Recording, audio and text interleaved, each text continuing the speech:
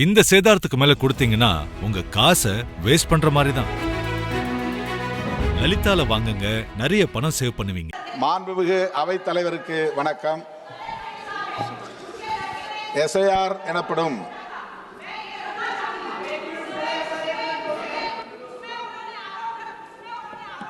மாண்புமிகு அவைத் தலைவருக்கு வணக்கம்.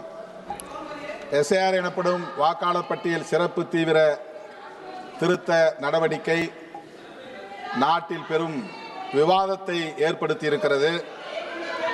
காங்கிரஸ் உள்ளிட்ட அனைத்து எதிர்க்கட்சிகளும் இதற்கு கடுமையாக எதிர்ப்பு தெரிவித்து வரும் நிலையிலும் இதனை தொடர்ந்து நடைமுறைப்படுத்தி வருவது அதிர்ச்சி அளிக்கிறது.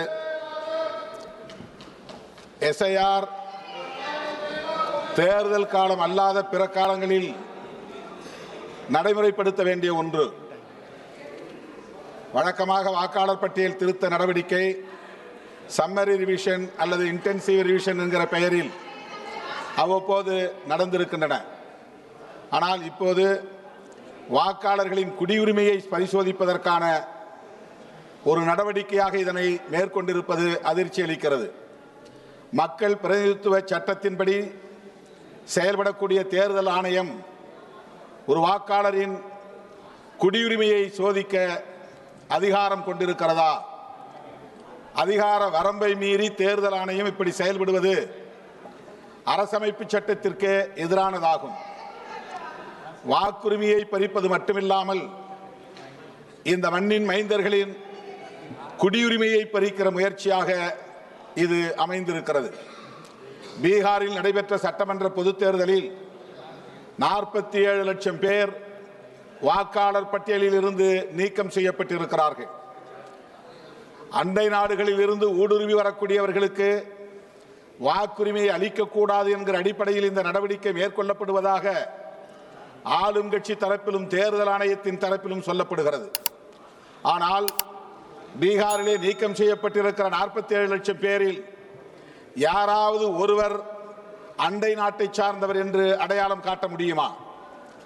வாக்காளர் பட்டியலில் இருந்து நீக்கம் செய்யப்பட்ட அத்தனை பேரும் இந்திய குடிமக்கள், பீகாரை சார்ந்த மண்ணின் மைந்தர்கள்.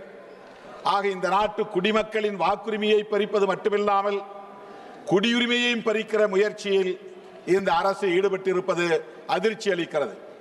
இதைத்தான் அரசியல் நிர்ணய சபையில் புரட்சியாளர் அம்பேத்கர் அவர்கள் பேசுகிற போது எதிர்காலத்தில் இந்த நாட்டின் குடிமக்களின் வாக்குரிமையை பறிக்கிற நிலை உருவாகும் என்கிற அச்சத்தை வெளிப்படுத்தியதோடு மட்டுமில்லாமல் வாக்குரிமையை அடிப்படை உரிமையாக ஆக்க வேண்டும் என்ற கோரிக்கையை முன்வைத்தார். அந்த கோரிக்கை எவ்வளவு நியாயமானது என்பதை இந்த சூழலில் எண்ணி பார்க்க கடமைப்பட்டிருக்கிறோம். புரட்சியாளர் அம்பேத்கர் அவர்கள் முன்வைத்த அந்த கோரிக்கையை நான் மீண்டும் இந்த அவையில் வழிமொழிய கடமைப்பட்டிருக்கிறேன். வாக்குரிமையை, வாக்காளர்களின், இந்த குடிமக்களின் வாக்குரிமையை அடிப்படை உரிமையாக அரசமைப்பு சட்டத்தில் இணைக்க வேண்டும். அதுதான் இன்றைக்கு மிக முக்கியமான ஒரு கோரிக்கையாக இருக்கிறது என்பதை நான் இங்கே பதிவு செய்ய விரும்புகிறேன். தேர்தல் ஜனநாயகம் நமது தேசத்தின் உயிர் மூச்சு கொள்கையாகும். தேர்தல் ஜனநாயகத்தை பாதுகாப்பதிலும் அதனை வெற்றிகரமாக இயங்கச் செய்வதிலும் தேர்தல் ஆணையத்தின் பங்கு முக்கியத்துவம் வாய்ந்தது.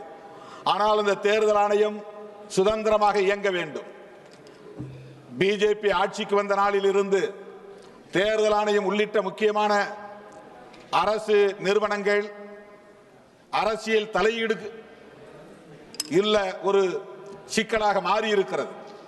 தேர்தல் ஆணையம் மட்டுமல்லாமல் புலனாய்வு நிறுவனங்கள், நீதித்துறைகள், இவை அனைத்திலும் இன்றைக்கு ஆளுங்கட்சியினரின் தலையீடு இருக்கிறது. தேர்தல் ஆணையம் ஆளுங்கட்சிக்கு ஏதுவாக செயல்பட்டு வருகிறது என்பதை நாடே இன்றைக்கு உணர்ந்திருக்கிறது. இது மிகவும் ஆபத்தானது. தேர்தல் ஆணையத்திற்கு குடியுரிமையை பரிசோதிக்கிற எந்த அதிகாரமும் இல்லை.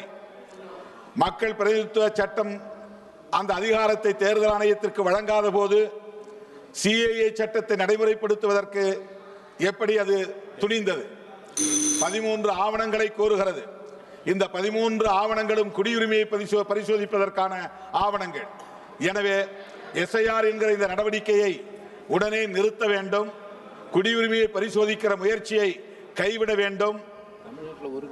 தமிழ்நாட்டில் கிட்டத்தட்ட 1 கோடி மக்களின் வாக்குரிமையை பறிக்கிற வாய்ப்பு இருப்பதாக தெரிய வருகிறது. இதை எந்த வகையிலும் ஏற்க முடியாது. அண்டை நாடுகளில் இருந்து ஊடுருவல் நடக்கிற மாநிலங்களில் தமிழ்நாடு ஒருபோதும் இடம்பெறாது. இலங்கை தமிழர்கள் அங்கே வருகிறார்கள் என்றாலும் கூட அவர்கள் சட்டவிரோதமாக குடியேறவில்லை. அரசின் அனுமதி பெற்றுத்தான் தங்கியிருக்கிறார்கள். ஆகவே எந்த வகையிலும் இந்த நடவடிக்கையை ஏற்க முடியாத சூழல் உள்ளது. இதை உடனடியாக கைவிட வேண்டும். புரட்சியாளர் அம்பேத்கர் அவர்கள் முன்மொழிந்த கோரிக்கையை மீண்டும் நான் வலியுறுத்த விரும்புகிறேன். வாக்குரிமையை அடிப்படை உரிமையாக்க வேண்டும். குடியுரிமையை பரிசோதிக்கிற முயற்சியாக இதை மேற்கொள்ளக்கூடாது. தேர்தல் ஆணையத்திற்கு அதிகாரம் இல்லை என்பதை மீண்டும் பதிவு செய்து இந்த இவிஎம் முறையை கைவிட்டு மீண்டும் வாக்குச்சீட்டு முறையை நடைமுறைக்கு கொண்டு வர வேண்டும் என்று வேண்டுகோள் விடுத்து முடிக்கிறேன். நன்றி, வணக்கம். இந்த சேதாரத்துக்கு மேல கொடுத்தீங்கன்னா உங்க காசை வேஸ்ட் பண்ற மாதிரி தான். லலிதால வாங்குங்க, நிறைய பணம் சேவ் பண்ணுவீங்க. மின்னம்பலம்.com தமிழின் முதல் மொபைல் பத்திரிகை.